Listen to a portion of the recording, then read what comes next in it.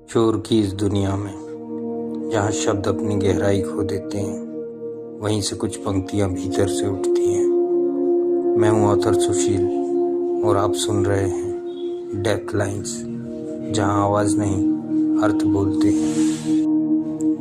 अक्सर हम झुकने को ही विनम्रता समझ लेते हैं, पर क्या हर झुकाव हमें मजबूत बनाता है? कभी कभी हम दूसरों के शोर को अपने भीतर इतनी जगह दे देते हैं कि अपना ही संगीत खो जाता है। आज की कविता उन सीमाओं के नाम जिन्हें खींचने के लिए शोर नहीं, सिर्फ एक साधारण सी समझ चाहिए। आज की रचना अनदेखी रेखा। पहाड़ी ढलानों पर आज धुंध कुछ ज्यादा ठहर गई, जैसे हवा खुद तय न कर पा रही हो कि उसे किस दिशा में बहना है। पगडंडी पर बिछी उसकी लकीरें कहती रही कि कदमों की नरमी कभी कभी मिट्टी को भी अधूरे निशान दे जाती है।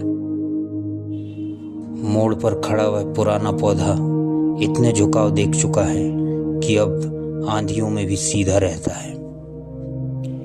यही समझ तब आई कि हर विनम्रता आधार नहीं बनती। कुछ विनम्रताएं भीतर के मन को दलदल भी बना देती हैं।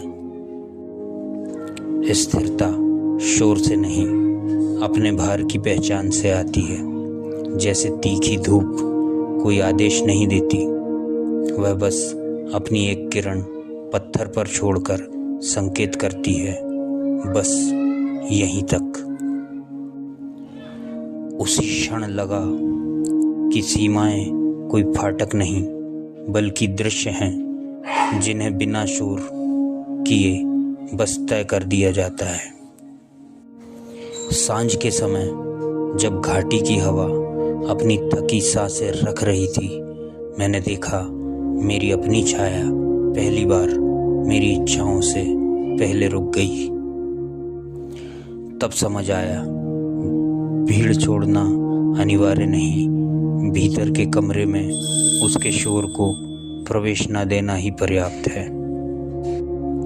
जहाँ यह साधारण सी समझ बैठती है, वहीं से एक अदृश्य पगडंडी भीतर की ओर खुलती है और एक अनदेखी रेखा धीरे धीरे अपना आकार लिखने लगती है।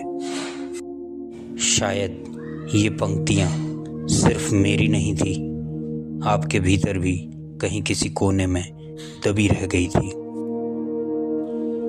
यदि इन पंक्तियों ने आपके भीतर किसी छिपे हुए स्वर को छुआ है, तो इस यात्रा में साथ रहिए, अपना अनुभव साझा कीजिएगा और डेप्थ लाइन्स को सब्सक्राइब कीजिए ताकि अगली गूंज आपसे दूर ना जाए।